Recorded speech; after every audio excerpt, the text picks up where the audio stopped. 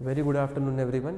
Myself Mohit Kukreja and today I am going to show you a demo on chapter number 8 of class 10th mathematics, which is introduction to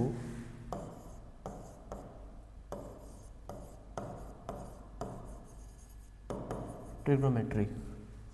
तो अब होता क्या है, बहुत सारे बच्चे पहली बार जब ट्रिग्नोमेट्री का नाम सुनते हैं तो वो फर्स्ट टाइम ही थोड़ा सा घबरा जाते हैं कि सर ये ट्रिग्नोमेट्री क्या होता है, हम इसको पहली बार सुन रहे हैं, क्या है ये चीज़। तो मैं थोड़ा सा ट्रिग्नोमेट्री वर्ड के बारे में बताऊंगा, इसके डेफिनेशंस वगैरह दूंगा। साइंस की 3 ब्रांचेस के बारे में आपको पता होगा, physics, chemistry and math, sorry physics chemistry and bio. Like that math की भी बहुत सारी ब्रांचेस होती है। जैसे छोटी क्लासों में, जूनियर क्लासेस में हमने पहले ही पढ़ चुका है मैथ के अंदर ज्योमेट्री के बारे में, मैथ के अंदर अलजेब्रा के बारे में। उसी टाइप से मैथ की भी एक सेपरेट ब्रांच है जिसका नाम है ट्रिग्नोमेट्री। आई रिपीट, मैथ की भी एक सेपरेट ब्रांच है जिसका नाम है ट्रिग्नोमेट्री। लाइक ज्योमेट्री में हम किसके साथ डील करते थे, शेप्स वगैरह के साथ, लाइन सेगमेंट, सर्कल्स वगैरह।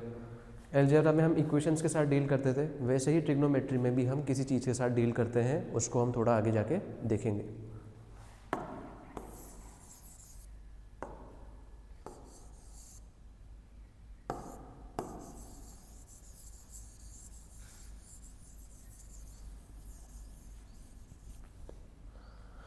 ट्रिग्नोमेट्री मीन्स होता है branch of math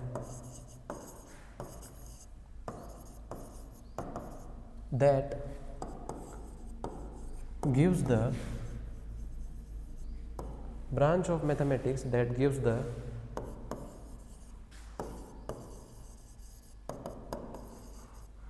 relation between angles and sides of a right angle triangle।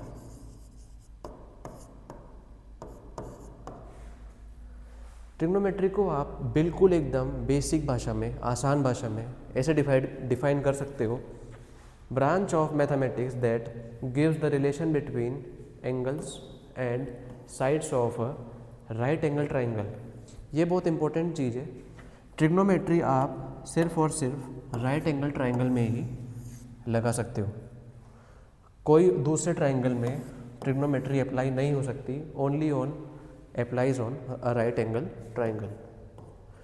right angle means angle which measure 90 degree।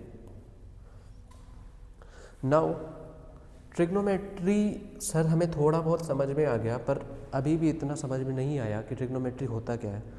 ठीक है,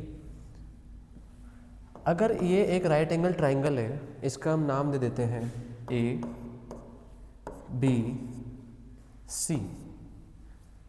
थोड़ी देर के लिए एंगल ऑफ रेफरेंस मान लिया जाता है सी को, थोड़ी देर के लिए हम एंगल सी को एंगल ऑफ रेफरेंस हमारा कंसीडर कर रहे हैं। उसके बेसिस पर हम ट्रिग्नोमेट्रिक रेशोज़ को देखेंगे।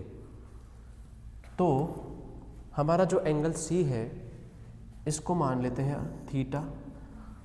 थीटा मानना है, थीटा मान सकते हैं, एक्स भी मान सकते हैं, वाई भी मान सकते हैं, जेड वगैरह कुछ भी ऐसे मान सकते हैं, और खाली एंगल सी भी ऐसे लिख सकते हैं, कोई इशू नहीं है। नाउ ट्रिग्नोमेट्रिक रेशोज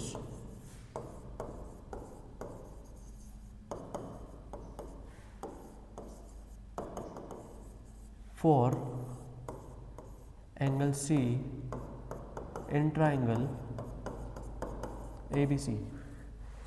केवल और केवल सी के लिए हम ट्रिग्नोमेट्रिक रेशोज़ को कैलकुलेट कर रहे हैं। नेक्स्ट क्वेश्चन ये आएगा, सर ये ट्रिग्नोमेट्रिक रेशोज़ होते क्या है। थोड़ी देर में आपको सब समझ आ जाएगा ट्रिग्नोमेट्रिक रेशोज़ क्या होते हैं। असल में जो हमने डेफिनेशन में पढ़ा था, the branch of math that gives relationship between angles and sides, तो जो ये ट्रिग्नोमेट्रिक रेशोज़ होते हैं वही ये रिलेशनशिप शो करते हैं। ठीक है सर। नाउ कितने ट्रिग्नोमेट्रिक रेशोज़ होते हैं हमारे? 6। बारी बारी से उनके बारे में थोड़ा सा पढ़ते हैं। अगर मैंने ये बात पे आप थोड़ा ध्यान से अटेंशन दीजिएगा एकदम ज़्यादा। अगर ये एंगल सी है तो इसके जस्ट अपोजिट वाले को परपेंडिकुलर कंसिडर करेंगे, परपेंडिकुलर। और इसके एडजेसेंट जो इसके साथ है, जो इसके साथ टच हो रहा है, लाइक ये वाली लाइन, ये वाला हाथ, इसको हम कंसिडर करेंगे बेस। और राइट एंगल ट्राइंगल में हमने 6th-7th क्लास में जब पाइथागोरस थ्योरम पढ़ी थी तो हमेशा इस वाली साइड को हाइपोटेनस कहा जाता था, वो रूल अभी भी फॉलो होएगा। एक बार दोबारा बता रहा हूँ, अपोजिट वाले को परपेंडिकुलर और जो इसके साथ वाला है उसको बेस। अगर मैं ये वाला एंगल लेता तो इसके अपोजिट वाला ये है, तो इसको हम परपेंडिकुलर मानते और इसके साथ वाले को क्या मानते, बेस। पर अभी हम यही वाला ट्राइंगल ले रहे हैं और एंगल ऑफ रेफरेंस हमारा है सी।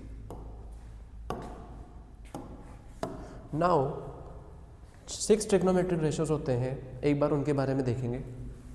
फर्स्ट ट्रिग्नोमेट्रिक रेशियो है हमारा साइन थीटा और sign of angle C.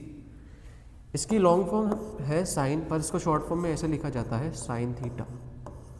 Second trigonometric ratio है हमारा कोसाइन, ये भी इसकी लॉन्ग फॉर्म है और शॉर्ट फॉर्म में या फिर ज़्यादातर बुक्स में आप इसकी शॉर्ट फॉर्म ही देखोगे, इसको भी शॉर्ट फॉर्म में लिखा जाता है कॉस। नेक्स्ट टेंजेंट, टेंजेंट की शॉर्ट फॉर्म है टेन। कोटेंजेंट, कोटेंजेंट की शॉर्ट फॉर्म है कॉट। नेक्स्ट है हमारा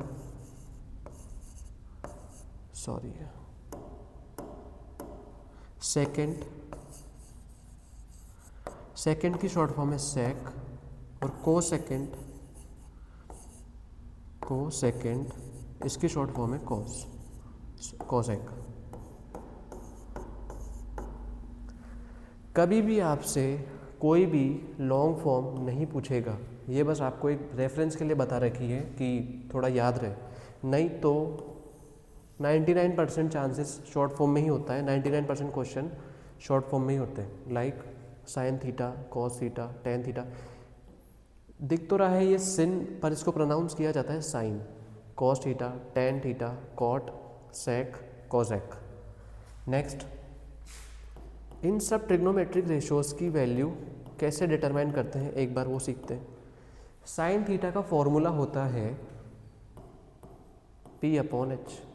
P means what, perpendicular. H means what, hypotenuse. Theta अभी किसको माना है, इसको। तो थीटा के लिए परपेंडिकुलर क्या है, AB, और हाइपोटेनस क्या है, AC। Perpendicular is AB, hypotenuse is AC। Next, cos theta is equals to होता है B/H। कॉस थीटा के लिए परपेंडिकुलर क्या है, cos theta base upon hypotenuse, base upon hypotenuse. तो थीटा के लिए बेस क्या है, BC, और हाइपोटेनस क्या है, AC। टेन थीटा का फॉर्मूला होता है P/B। P क्या है, AB, और बेस क्या है, BC, AB/BC। तो इस तरीके से फॉर्मूले की हेल्प से किसी भी ट्राइंगल के लिए आप कोई सा भी ट्रिग्नोमेट्रिक रेशो इन 6 में से निकाल सकते हो। बट मेन डाउट अभी आता है कि सर इन सब के हम फॉर्मूले कैसे याद करेंगे, कि इतने सारे फॉर्मूले, अभी बहुत आएंगे फॉर्मूले, तो उन सबको याद करने का तरीका क्या है, कि how we remember them and apply them. Cot theta का फॉर्मूला होता है B/P। सेक का होता है H/B, एंड कोसेक का होता है H/P। Base BC upon perpendicular AB, BC upon AB, ये हो जाएगा AC upon AB। And hypotenuse again AC upon perpendicular is what, AB।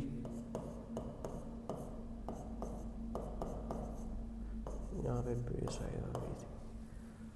थोड़ा सा क्लटर हो गया है, पर इसके लिए सॉरी। थोड़ा सा हम आगे बढ़ते हैं कि ऐसी क्या ट्रिक है जिससे हम सारे ट्रिग्नोमेट्रिक रेशियोज़ को रिमेंबर कर पाए।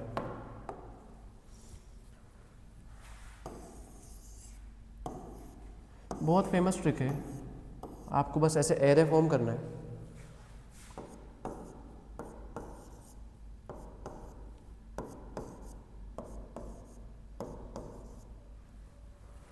पंडित बद्री प्रसाद हर हर बोले, इस टाइप से इसको याद रखना है। पंडित बद्री प्रसाद हर हर बोले। एंड जिस सीक्वेंस में मैं ट्रिग्नोमेट्रिक रेशियोज लिखूंगा उसी सीक्वेंस में आपको ट्रिग्नोमेट्रिक रेशियोज लिखने हैं और वो सारे रिमेंबर हो जाएंगे। Sine cos tan, cot sec cosec. एक बार थोड़ा सा बैक चलें तो साइन का क्या फॉर्मूला बताया था, P upon H perpendicular upon hypotenuse, P upon H perpendicular upon hypotenuse. Cosec का फॉर्मूला देखें H अपॉन P, कॉजेक का फॉर्मूला अगर इस हम टेबल से देखें H अपॉन P। कॉस का फॉर्मूला क्या दिख रहा है, B अपॉन एच। कॉस का फॉर्मूला क्या दिख रहा है, B upon H.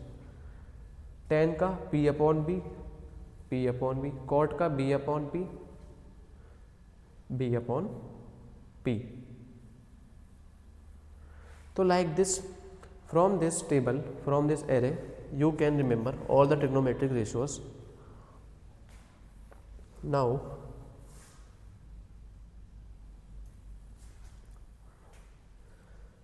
let us find some trigonometric ratios for a triangle. Question is find trigonometric ratios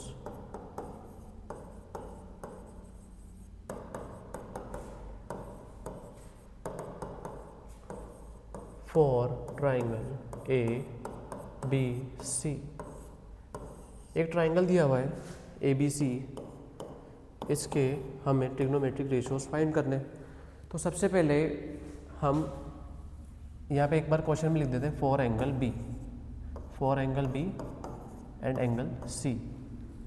एक और बात रिमेंबर रखना कि ट्रिग्नोमेट्रिक रेशियोज सिर्फ इस वाले के एंगल के लिए और इस वाले एंगल के लिए ही निकलते हैं, राइट एंगल के लिए हम नहीं निकालते। एक्यूट एंगल के लिए ही निकलते हैं, मीन्स राइट एंगल के लिए नहीं होते। Find trigonometric ratios for triangle ABC specifically for angle B and angle C। Trigonometric ratios मैंने कितने बताए थे, 6। उनको याद करने की ट्रिक क्या देखी थी, पंडित बद्री प्रसाद हर हर बोले। साइन P हर हर बोले का H, तो P अपॉन H मिलके साइन का फॉर्मूला क्या बन जाएगा, P upon H। Next sine of angle B, इस वाले ट्राइंगल की मैं कुछ वैल्यू भी दे देता हूँ, 3 4 5। साइन ऑफ एंगल B क्या हो जाएगा, P upon H। Angle B के लिए P क्या होता है, जस्ट उसके सामने वाला यानी कि 3, और बेस क्या होएगा, जो इसके साथ लगा हुआ होगा, जो इसके साथ जुड़ा हुआ होगा, एडजेसेंट होगा यानी कि 4। तो साइन एंगल B आ गया हमारा 3 upon 4। Cos of angle B क्या हो जाएगा, पंडित बद्री प्रसाद B हर हर बोले H, cos is equals to आ गया B upon H। B upon H हो जाएगा हमारा, इसके लिए बेस क्या है 4 एंड हाइपोटेनस क्या है 5।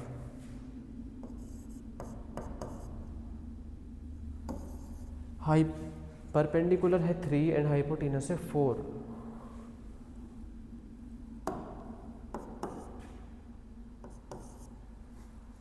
Ten of angle B, ten का फॉर्मूला भी क्या बताया था,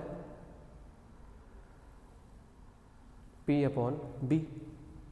पंडित बद्री प्रसाद हर हर बोले P अपॉन B। तो P अपॉन B फॉर्मूले से क्या निकला, एक बार दोबारा देखेंगे। इस वाले एंगल के लिए परपेंडिकुलर क्या है, जस्ट इसके सामने वाला, इट मीन्स 3, एंड बेस क्या है, जो इसके साथ जुड़ा हुआ हो यानी कि 4। तो P अपॉन B क्या आ गया, 3 अपॉन 4। ट्रिग्नोमेट्रिक रेशियोज हमने कितने पढ़े थे, 6 पढ़े थे, जिसमें से ये तीन सबसे ज़्यादा काम आते हैं, सबसे ज़्यादा ये तीन ट्रिग्नोमेट्रिक रेशोज़ ही यूज़फुल हैं हमारे ज़्यादातर कैलकुलेशंस में। नेक्स्ट हमारा ट्रिग्नोमेट्रिक रेशो है सेक, कॉजेक और कॉट।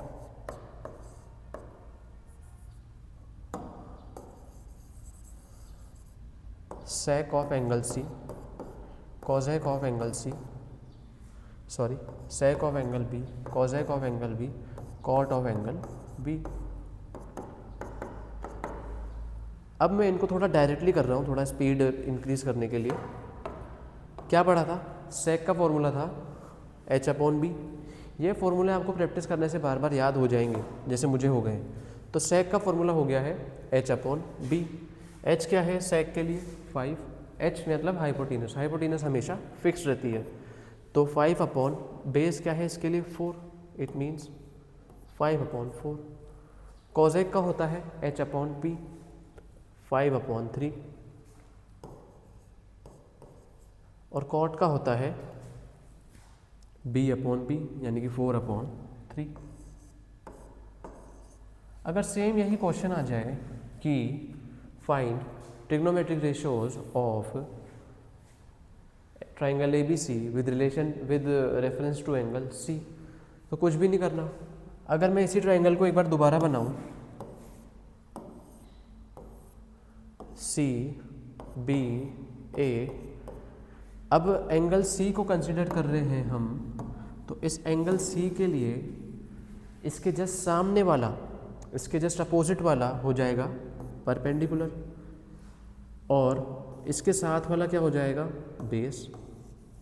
एंड हाइपोटेनस तो हमेशा फिक्स रहती है, जो 90 डिग्री के जस्ट अपोजिट होती है। तो एंगल C के लिए बेस ये है, परपेंडिकुलर ये है। बेस की वैल्यू क्या है? 3, परपेंडिकुलर की वैल्यू है 4 एंड हाइपोटेनस की वैल्यू है 5। चाहो तो यहाँ पे लिख भी सकते हो, base is 3, perpendicular is 4 and hypotenuse is 5। तो साइन की वैल्यू क्या होती है? याद करो थोड़ा, PBP HHP, PBP HHB। तो साइन की वैल्यू होती थी sine C, sine of angle C, P/H। P हमने क्या लिया है? 4 लिया नहीं, मतलब आया है। P है 4 और H है 5, तो साइन की वैल्यू हो गई 4/5। Cos of C, tan of C, cosec of C, sec of angle C and cot of angle C। तो कॉज ऑफ एंगल C हो जाएगा हमारा 3/5, क्योंकि बेस अपॉन हाइपोटेनस होता है, बेस है 3, हाइपोटेनस है 5, 3/5। tan ऑफ C हो जाएगा हमारा P/B विच इज 4/3। कॉट हो जाएगा, सॉरी कॉजेक हो जाएगा हमारा H/P 5/4, और सेक हो जाएगा हमारा H/B यानी कि 5/3। एंड कॉट ऑफ C क्या होता है? B/P। बेस क्या माना है अभी? 3, और परपेंडिकुलर क्या आ गया? 4, तो बेस हो गया 3/4। अगर आप थोड़ा ध्यान से देखिए तो कुछ ना कुछ रिलेशन इनमें दिखेगा। ट्रिग्नोमेट्रिक रेशोज में बहुत सारे रिलेशन होते हैं। अभी अपन को एक रिलेशन दिख रहा है, sine of angle B is equals to cos of angle C। Means इस वाले एंगल का साइन इस वाले एंगल के कॉस के बराबर होता है। आगे एक फॉर्मूला भी आएगा इससे रिलेटेड। इस वाले एंगल का कॉस इस वाले एंगल के साइन से रिलेटेड होता है, मतलब ये दोनों आपस में इक्वल है। tan of B is equals to cot of C, 3/4 3/4।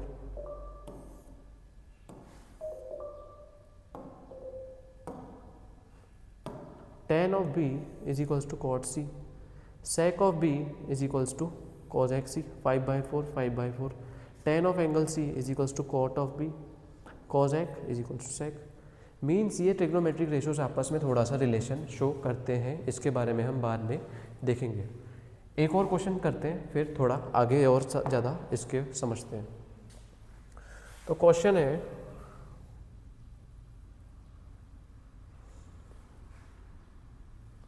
Sign of A is equals to 3/5। चलो इसको, हाँ चलो, sine of angle A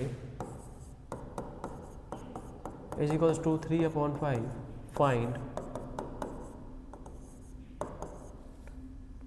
find we have to find that sine A cos B plus cos A sine B. Sine A cos B plus cos A sine B. Now sine of angle A, कोई भी एक triangle मान लो, उसका नाम दे दो A B C. अब थोड़ा सा गड़बड़ हो गया, यहाँ पे हम बी नहीं ले सकते क्योंकि कॉस ऑफ बी हमें कैलकुलेट करना है। मैंने पहले ही बताया था ट्रिग्नोमेट्रिक रेशो कभी भी राइट एंगल का नहीं ले सकते, हमेशा एक्यूट एंगल का ही लेते हैं। राइट एंगल का क्यों नहीं लेते, बाद में आप लोगों को समझ में आ जाएगा। तो बी पॉइंट यहाँ पर ही रखना पड़ेगा और सी पॉइंट आ जाएगा यहाँ पे। साइन ऑफ एंगल ए दिया हुआ है मुझे 3/5। साइन ऑफ ए की वैल्यू क्या होती है, साइन का फॉर्मूला क्या पढ़ा था अपन ने, P/H।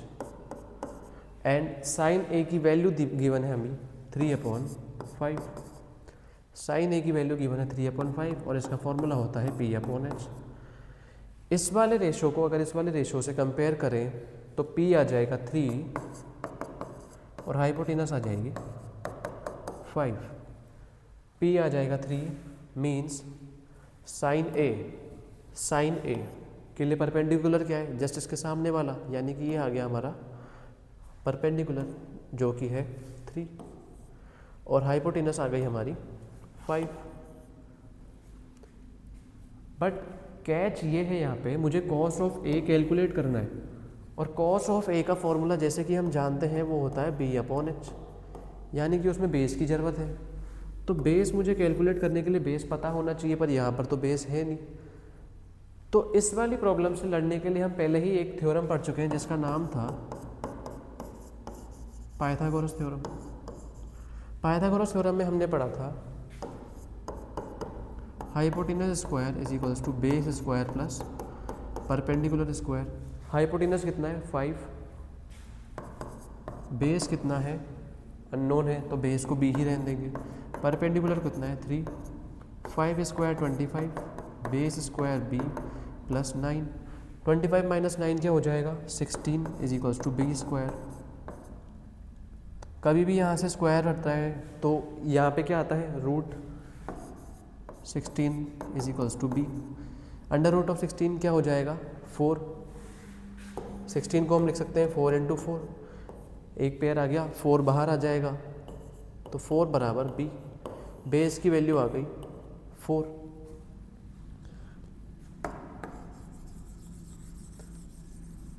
तो ये वाला सवाल बस हो ही गया। कॉस ऑफ बी कितना हो जाएगा,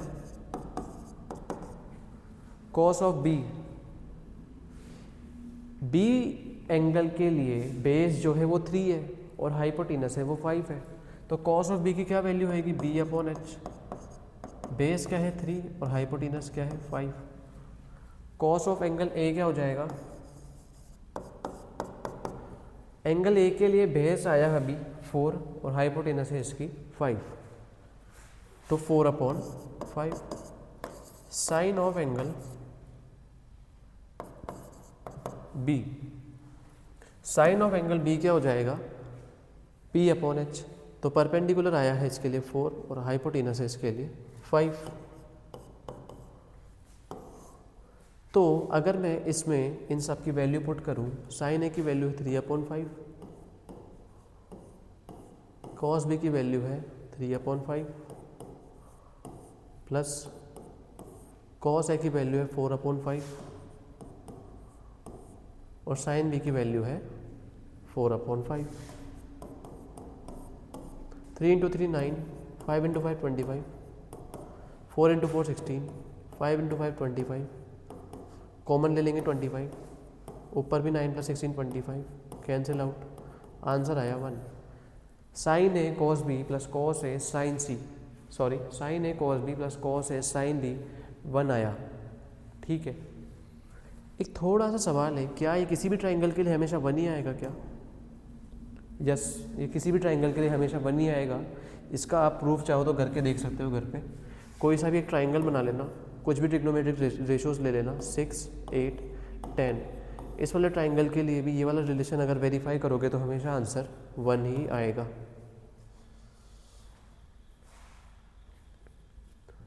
तो अगर मैं चाहूँ तो क्या मैं इस ट्राइंगल के लिए tan ऑफ एंगल ए या फिर cot ऑफ एंगल सी निकाल सकता हूँ? यस, बिल्कुल निकाल सकता हूँ। कैसे? tan ऑफ एंगल ए क्या होता है? P upon B, P upon B. A वाले के लिए P ए है, B ए है, P अपॉन बी यानी कि 3 अपॉन 4। और cot सी क्या हो जाएगा? cot का फॉर्मूला होता है B अपॉन P, cot सी नहीं सॉरी B अपॉन P। इसके लिए B है 3 और P है ये, तो वापस वही 3 अपॉन 4। तो नोटिस करने वाली चीज़ यहाँ पे क्या है कि किसी भी ट्राइंगल के लिए, कैसा भी ट्राइंगल हो, कैसा भी राइट एंगल ट्राइंगल हो, अगर आपको उसके एक ट्रिग्नोमेट्रिक रेशियो की वैल्यू पता है, जैसे पिछले वाले केस में हमको साइन ए पता था, तो सिर्फ एक ट्रिग्नोमेट्रिक रेशियो की वजह से हम सारे ट्रिग्नोमेट्रिक रेशियो फाइंड कर सकते हैं। किसी भी राइट एंगल ट्राइंगल के लिए सारे ट्रिग्नोमेट्रिक रेशियो भी फाइंड कर सकते हैं और सारी साइड्स भी फाइंड कर सकते हैं, देखा होगा पिछले वाले केस में। तो ये एक बहुत अच्छा वैलिड नोट है कि कोई भी ट्रिग्नोमेट्रिक रेशियो से आप कोई सा भी ट्रिग्नोमेट्रिक रेशियोज फाइंड कर सकते हो। और एक और चीज़ ये देखी होगी कि कभी भी हम ट्रिग्नोमेट्रिक रेशियो निकाल रहे हैं दोनों ही क्वेश्चंस में 4/5, 3/5, इसके पीछे यूनिट नहीं है, मतलब 3/5 किलोग्राम, मीटर, लीटर, कुछ भी इसके पीछे यूनिट नहीं है। तो एक और बात समझ में क्या है कि trigonometric ratios are unitless quantity like all other fraction. जितने भी फ्रैक्शन होते हैं ज़्यादातर वो यूनिटलेस ही होते हैं, तो ट्रिग्नोमेट्रिक रेशियोज भी यूनिटलेस होते हैं। ठीक है, तो अब थोड़ा सा एक बात करते हैं, इस वाले क्वेश्चन में मैंने कहा था ट्रिग्नोमेट्रिक रेशियोज के बीच में रिलेशन होते हैं, तो नेक्स्ट टॉपिक है यही हमारा, relation between trigonometric ratios, relationship between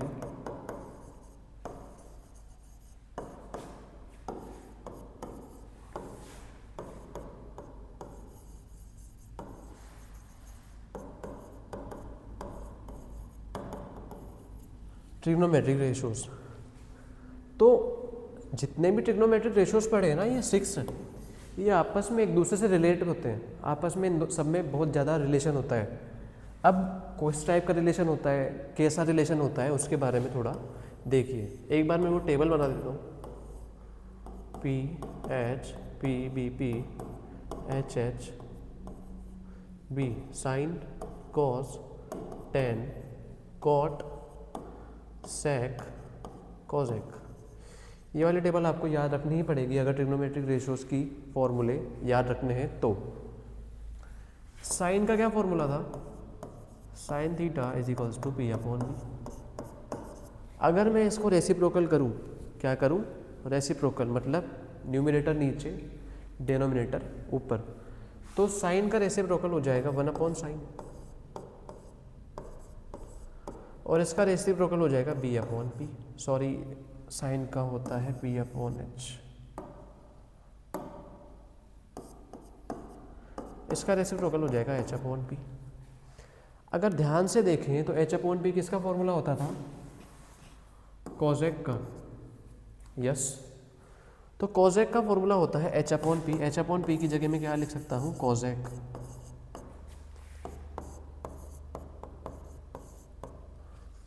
दोबारा इसको रेसिप्रोकल करें तो इसका रेसिप्रोकल हो जाएगा sine theta is equals to 1 upon cosec theta. तो ये एक हमारे पास रिलेशन बन के आया कि जो साइन थीटा और कॉजेक थीटा होते हैं ये दोनों एक दूसरे के उल्टे होते हैं। मीन्स साइन थीटा अगर 1/2 है तो कॉस थीटा कोजेक थीटा क्या हो जाएगा 2/1। साइन थीटा की वैल्यू अगर 3/5 है तो कोजेक की वैल्यू क्या हो जाएगी 5/3। इनका ये रिलेशन होता है। तो हर बार अब हमें डायरेक्ट कैलकुलेशन की ज़रूरत नहीं है। इसी टाइप से साइन कोसेक में है तो कॉस और सेक में भी है, टेन और कॉट में भी है। उसको एक बार नोट कर लेते हैं। Sine theta is equals to one by cosec theta, cosec theta is equals to one by sine theta. Cos theta is equals to one by sec theta, tan theta is equals to one by cot theta. तो ये रिलेशन होते हैं इनमें sine cos tan. Sine is equals to 1/कोसेक, cos is equals to one by sec और tan is equals to one by cot. ये इनमें relation होता है। ठीक है सर, ये वाले रिलेशन हमने पढ़ लिए, पर एक बात आपने हमें बताई नहीं, ट्रिग्नोमेट्री जो ब्रांच है मैथ की, इसका यूज़ कहाँ आता है, where we should apply the trigonometry. क्योंकि ज्योमेट्री का एप्लीकेशन देखा है ये सारी आसपास की कंस्ट्रक्शन वगैरह में, एलजेब्रा की एप्लीकेशन भी देखी है इक्वेशन वगैरह फॉर्म करने में, लेकिन ट्रिग्नोमेट्री की एप्लीकेशन क्या है ये अभी तक समझ में नहीं आया। तो ये मैं आपको क्लास के एंड में बताऊंगा कि ट्रिग्नोमेट्री आप कहाँ पे अप्लाई कर सकते हो और कैसे अप्लाई कर सकते हो। तो थोड़ा सा आगे बढ़े, रिलेशंस के बारे में ही देखें। ये रिलेशन आए अपने पास, sine theta is equals to 1/कोसेक, cos theta is equals to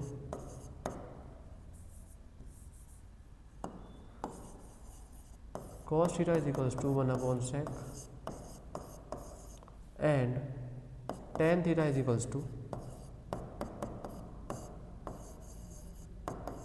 1/cot। ये तीन रिलेशन आ गए और हमें सर ये याद भी हुए क्योंकि हम इसको टेबल से देख के याद कर सकते हैं। साइन के नीचे कोसेक था तो sine is equals to 1/कोसेक, cos के नीचे सेक था तो कॉस इज इक्वल्स टू 1/सेक, टेन के नीचे कॉट था तो टेन इज इक्वल्स टू 1/कॉट। तो ये जो ट्रिग्नोमेट्रिक रेशोज़ हैं, बार बार मैं इनको रेशोज़ बोल रहा हूँ क्योंकि ये रेशो ही शो कर रहे हैं आपको साइड्स के बीच का। और शायद फर्स्ट डेफिनेशन में ही अपन ने लिखा था, trigonometry is a branch of mathematics which show the relationship between angles and sides of a right angle triangle. अगर मैं टेन थीटा लिखूँ, टेन थीटा की वैल्यू होती है P/B।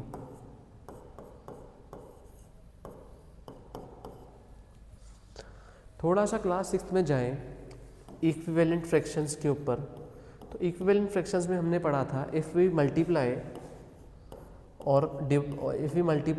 और divide numerator and denominator of a fraction with the same digit, then the value of fraction remain unchange. मतलब कि अगर आप एक ही डिजिट से किसी भी फ्रैक्शन के न्यूमरेटर और डिनोमिनेटर को मल्टीप्लाई या फिर डिवाइड करते हो तो जो आंसर आएगा और जो पहले वाला फ्रैक्शन था उसकी वैल्यू चेंज नहीं है, वो सेम ही है। और इनको नाम दिया गया था equivalent fraction, EQUIVALENT, equivalent fraction. तो सर आप ये अभी क्यों पढ़ा रहे हो, तो थोड़ा सा इसके बारे में देखिए। तो मैंने कहा अगर मैं मल्टीप्लाई या फिर कुछ डिवाइड कर दूं किसी भी फ्रैक्शन से तो उसकी वैल्यू चेंज नहीं होगी। तो मैं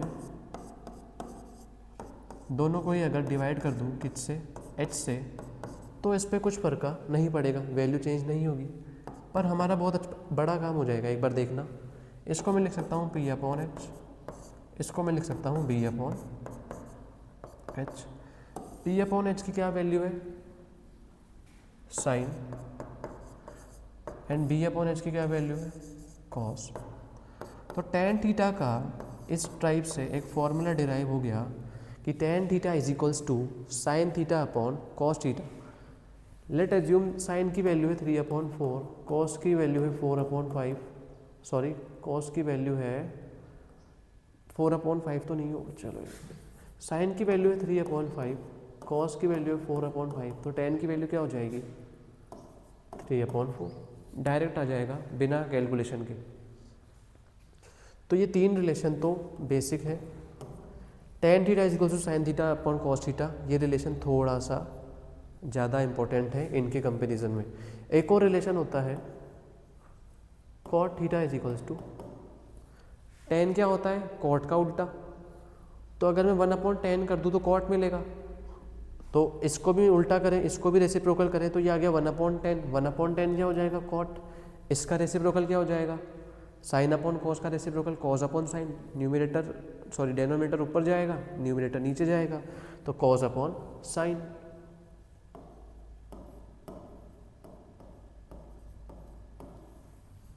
तो कॉट थीटा का फॉर्मूला और relation between cot, cos and sine is cot theta is equals to cos theta upon sine theta. तो ये 5 रिलेशंस हमें थोड़ा सा याद रखने हैं, जिसमें से 2 हमारे ज़्यादा इंपॉर्टेंट हैं, ज़्यादा काम के। तो एक क्वेश्चन करते हैं इसी बात पे।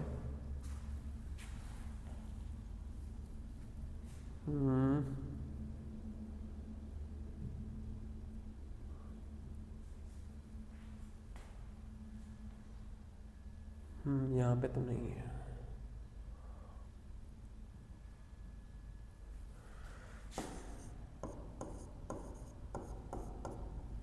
साइन ए अज्यूम आपको दे रखा है 3/4, तो डायरेक्ट बताओ, 3/4 बदलो, बार बार ले लिया इसको।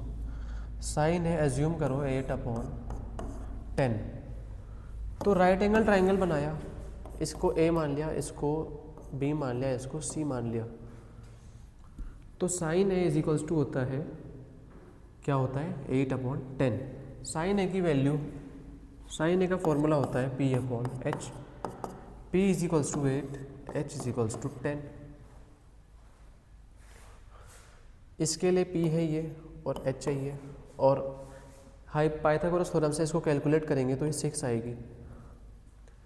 तो साइन ए है 8/10, कोस ए है 6/10।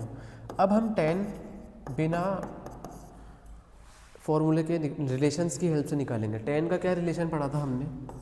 Sign A upon cos A. Sign ए की वैल्यू 8/10, कॉस ए की वैल्यू 6/10। इसको सोल्व करने का भी एक बहुत अच्छा तरीका होता है। इसको मैं लिख सकता हूँ 8/10 डिवाइड बाय 6/10। बीच में अपॉन है, इसका मतलब डिवाइड, और छोटी क्लास में पढ़ा है डिवाइड होता है फ्रैक्शन, तो इस वाले फ्रैक्शन को क्या कर देते हैं? रेसिप्रोकल, और ये वाला साइन चेंज होकर किसका बन जाता है? मल्टीप्लाई का। तो 8/10 मल्टीप्लाई बाय 10/6, 10 से 10 कैंसिल, 2 4 जा 8, 2 3 जा 6, तो 10 की वैल्यू आ गई 4/3। तो कॉट की वैल्यू क्या हो जाएगी? 3/4, 10 का उल्टा कॉट। कॉसेक की वैल्यू क्या हो जाएगी? 10/8, साइन का उल्टा कॉसेक। और सेक की वैल्यू क्या हो जाएगी? 10/6। तो इस टाइप से ये सारे ट्रिग्नोमेट्रिक रेशियोज आपस में रिलेटेबल होते हैं। और सवाल अभी भी वही है कि ट्रिग्नोमेट्रिक का हम यूज़ कहाँ करेंगे। तो थोड़ा सा और बचा हुआ है, फिर मैं आपको इसका जो मेन यूज़ है वो ही बताऊंगा। एक टॉपिक डालो छोटा सा, ट्रिग्नोमेट्रिक रेशियोज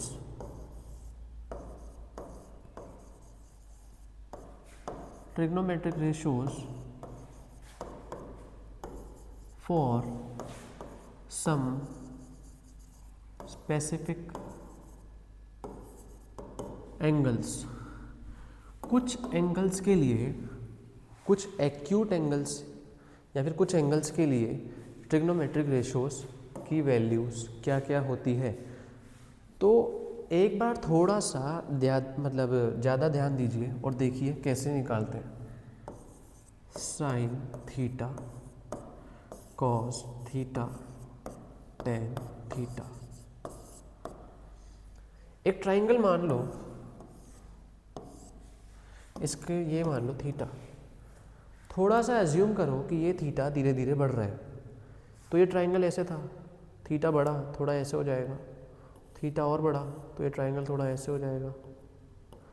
तो बढ़ते बढ़ते क्या हो जाएगा कि ये जो है, ये वाला लेग, ये जो हाइपोटेनस है, ये इस लेग के पास आ जाएगा।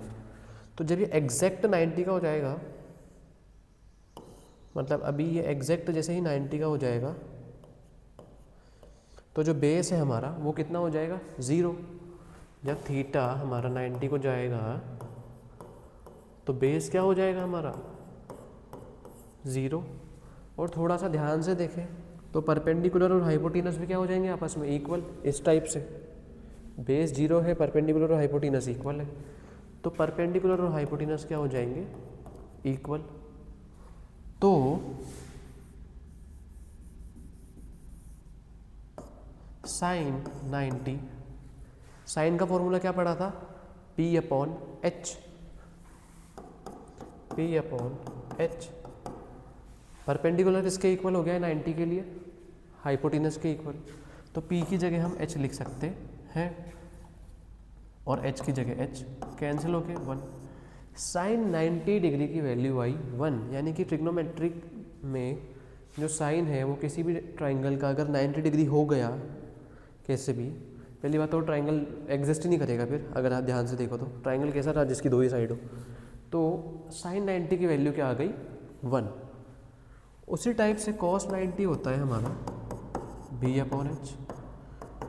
B क्या हो गया 0, 0 एनीथिंग विल बी 0। और tan 90 क्या होता है P/B। अब बेस देखो क्या हो गया 0 और P/0, anything upon 0 in mathematics is not defined. तो tan 90 को हम बोल देते हैं, या तो आप इनफाइनाइट बोल देते हैं, या नॉट डिफाइंड बोल देते हैं, या फिर इनडेफिनेट बोल देते हैं। क्यों? क्योंकि किसी के भी नीचे अगर 0 आ जाता है वो अभी तक मैथ में डिफाइन नहीं किया गया, अनडिफाइंड, अनडिटरमाइंड, या फिर नॉट डिफाइंड, इनडेफिनेट, जो भी बोलना है बोल दो। तो थीटा जब 90 करा तो ये वैल्यूज आई। क्या मैं sine 0 degree, cos 0 degree, tan 0 degree भी कैलकुलेट कर सकता हूँ? बिल्कुल कर सकता हूँ। फिर से वही ट्राइंगल कंसीडर करेंगे। अगर मैं इस थीटा को डिक्रीज करता जाऊँ तो पहले तो ये लेग थोड़ा सा ऐसे नीचे आएगा, लेग सॉरी हाइपोटेनस थोड़ी सी नीचे आएगी, और थोड़ी नीचे आएगी, और थोड़ी, होते होते होते 0 के जैसे ही पास आने वाला होगा तो ये दोनों आपस में से जुड़ जाएंगे, और जो ये परपेंडिकुलर ये हमारा 0 हो जाएगा। तो क्या देखा, जैसे ही थीटा 0 की ओर जा रहा है तो परपेंडिकुलर हो रहा है हमारा 0। और ध्यान से देखें तो ये जो बेस है, जो ये हाइपोटेनस है, ये आपस में क्या हो रहे हैं इक्वल। पहले क्या हो रहे थे इक्वल, पहले परपेंडिकुलर और हाइपोटेनस इक्वल हो रहे थे, अब क्या हो रहा है बेस और हाइपोटेनस इक्वल हो रहे हैं।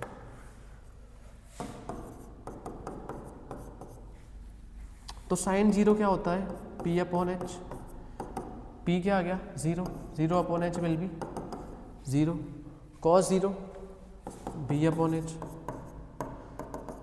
B और H बराबर है तो इसको H लिख देंगे, H/H 1 आ गया। और tan 0 क्या हो जाएगा P/B, P क्या है हमारा 0, 0, तो sine 0 0, cos 0 degree 1, tan 0 degree 0। तो ऐसे ही किसी भी एंगल के लिए, मैंने तो 90 और 0 ही लिया, पर किसी भी एंगल के लिए हम trigonometric ratio sine, cos, tan, cot, tangent कुछ भी निकाल सकते हैं। लाइक अगर आप घर पे ट्राई करो तो एक ट्राइंगल बनाना, कितना भी रख देना ये आपके हिसाब से। इस वाले एंगल को ले लेना 30 डिग्री और इस वाले एंगल को बना देना 90। तो इसको और इसको मेज़र कर लेना। मान लो इसकी वैल्यू कुछ आ रही होगी P, इसकी B और इसकी H। तो 30 डिग्री के लिए साइन क्या होता है P/H। तो जब अगर अपन ऐसा ट्रायंगल बना देंगे, चाहे ये कितना भी रख देना, तो 30 डिग्री के लिए हमेशा P/H की वैल्यू आएगी 1/2। तो इससे हम एक और पॉइंट नोट में ला सकते हैं कि जो ट्रिग्नोमेट्रिक रेशियोज होते हैं वो साइड के मैग्नीट्यूड पे डिपेंड ही नहीं करते। चाहे कितना ही बड़ा ट्रायंगल बना लो, अगर ये 30 डिग्री है तो ये हमेशा 1/2 आएगा, कितना ही बड़ा ट्रायंगल हो। अगर ये ट्रायंगल हो, इसमें भी अगर ये 30 डिग्री है तो तब भी साइन की वैल्यू आएगी 1/2, और साइन की वैल्यू 1/2 है, इसका मतलब इस वाली साइड और इस वाली side perpendicular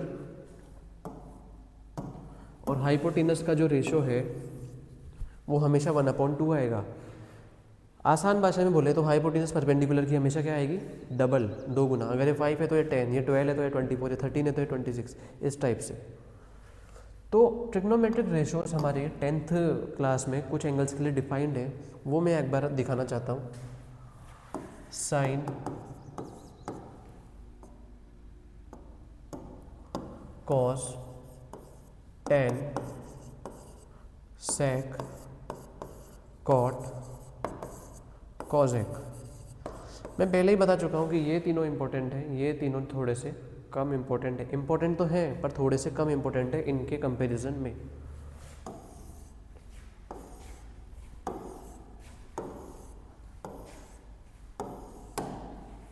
zero degree, 30 degree, 45 degree, 60 degree, 90 degree. But sir why you take only that value, this value? why we can't take 20 degree और हम 35 डिग्री क्यों नहीं ले सकते? क्या साइन 35 डिग्री पे डिफाइंड नहीं है? साइन 35 डिग्री पे डिफाइंड है, बट वो हमारे कोर्स में नहीं है। अगर आपको साइन 20 डिग्री निकालना हो तो कुछ भी नहीं, एक ट्राइंगल बनाओ, यहाँ पे 20 डिग्री का एंगल बनाओ, 90 बनाओ, P/H कैलकुलेट करो, साइन की वैल्यू आ जाएगी। तो साइन 0 डिग्री की वैल्यू अभी निकाली थी, 0 आई थी, कॉस 0 की आई थी 1 और टेन 0 की आई थी 0। उसी प्रकार से 90 की भी निकाली थी, इसकी आई थी 1, इसकी आई थी 0 और इसकी आई थी इनफाइनाइट। तो साइन 30, साइन 45, साइन 60 की वैल्यू मैं अभी के लिए बता देता हूँ, आप घर पे एक बार ट्राई करना निकाल के। ये होती है 1/2, ये होता है 1/√2 और ये होता है √3/2। कॉस थीटा की वैल्यू होती है, अब ये इतनी बड़ी टेबल, मतलब कॉस की वैल्यू 45 के लिए याद रखेंगे, फिर सेक की वैल्यू 30 के लिए याद रखेंगे, कॉट की वैल्यू 60 के लिए याद रखेंगे, तो इतनी बड़ी टेबल को याद रखना पॉसिबल नहीं है।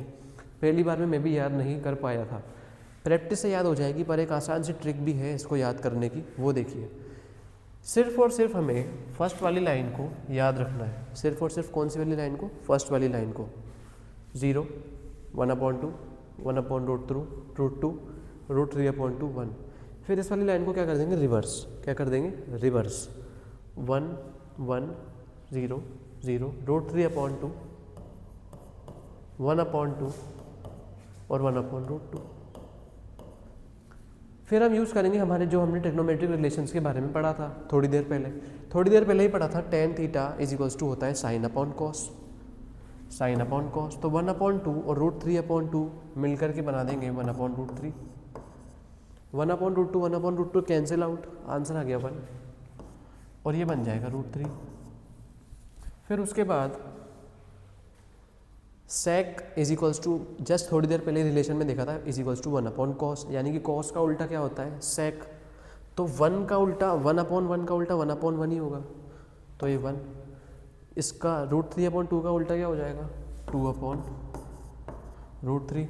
इसका हो जाएगा √2, इसका हो जाएगा 2, इसका हो जाएगा 1/0। 1/0 अगेन क्या हो जाएगा? इनफाइनाइट या फिर अनडेफिनेट या अनडिटरमाइंड। कॉट थीटा की वैल्यू क्या होती है? 1/10। तो 1/0 इनफाइनाइट, ये भी 1/0, ये भी इनफाइनाइट, और ये हो जाएगा 2, ये हो जाएगा 10 का √3, ये 1 का 1, 1 का उल्टा 1, ये हो जाएगा √2, ये हो जाएगा 2/√3 एंड ये हो जाएगा 1/1 का उल्टा 1। तो इस टाइप से ये सारे ट्रिग्नोमेट्रिक रेशोस हम इस ट्रिक की हेल्प से याद रख सकते हैं। 10th में इन सब का यूज़ आएगा, बहुत सारे क्वेश्चंस आते हैं इस पे। बोर्ड में एक क्वेश्चन तो पक्का आता है trigonometric ratios for specific angles के टॉपिक से। तो ये वाला क्वेश्चन देखिए एक बार। cos 60 की वैल्यू अभी देखी थी 1/2, sin 45 की वैल्यू 1/√2। cot 30 की वैल्यू, अब cot की 30 की वैल्यू मुझे भी नहीं पता, पर मुझे tan 30 की वैल्यू पता है 1/√3। तो cot 30 क्या हो जाएगा 1/√3, इसका उल्टा यानी कि √3, क्योंकि cot और tan का रिलेशन यही होता है, उल्टे होते हैं ये दोनों एक दूसरे के। tan 60 हो जाएगा √3, sec 45, अब sec 45 भी मुझे नहीं पता, पर cos 45 क्या होता है 1/√2, तो sec 45 क्या हो जाएगा 1/√2 का उल्टा यानी कि √2/1 मीन्स √2 माइनस cosec 30, cosec 30 1/2 का उल्टा 2। तो इस टाइप से इसकी वैल्यू आ जाएगी। यहाँ पे थोड़ा एलसीएम वगैरह लेंगे इसको कैलकुलेट करने के लिए, तो इसकी वैल्यू मैं एक बार थोड़ा डायरेक्ट कर देता हूँ।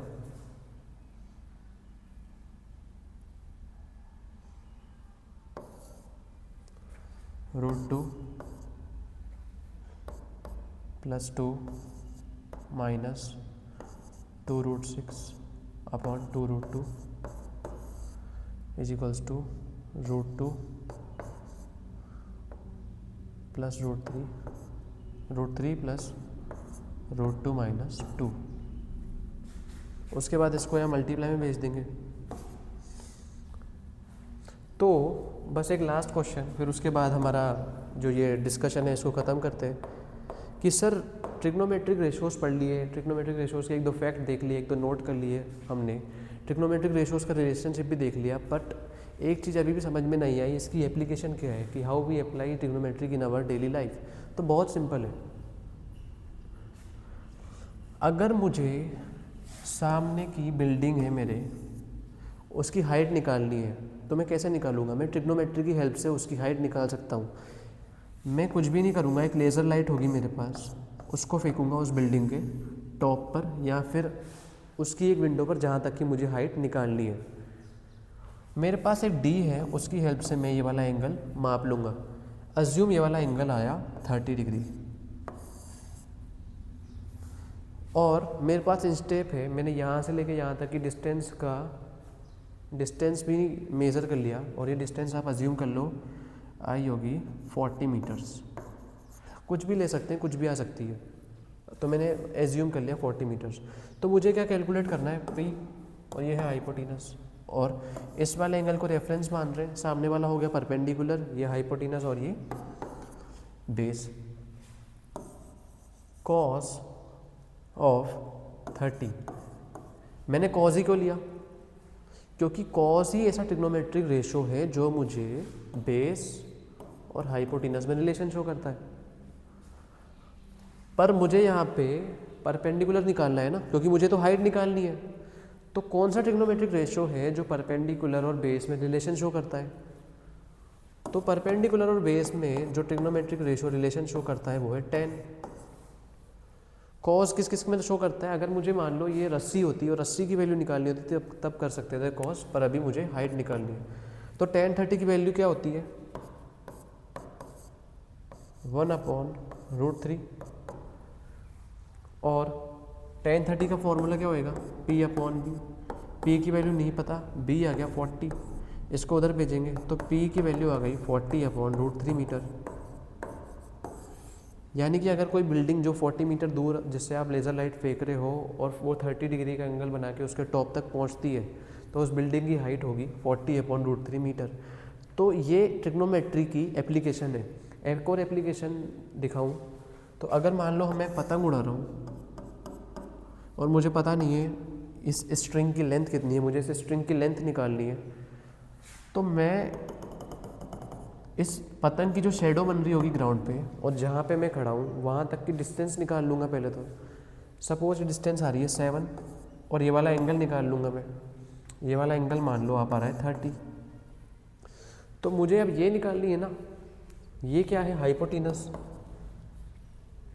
तो हाइपोटेनस में और बेस में कौन रिलेशन शो करता है कॉस, तो cos theta is equals to B/H।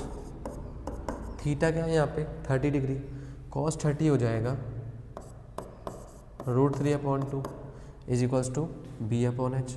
B क्या है 100, H क्या है नहीं पता, तो H यहाँ पर आएगा 2 इधर 200/√3। तो जो मेरी स्ट्रिंग है, जो मेरा मंजा है, उसकी लेंथ आ गई 200/√3। ये ट्रिग्नोमेट्री की बहुत ज़्यादा ब्यूटीफुल एप्लीकेशन है। तो इसी के साथ मैं अपना सेशन यहाँ पे ख़त्म करता हूँ।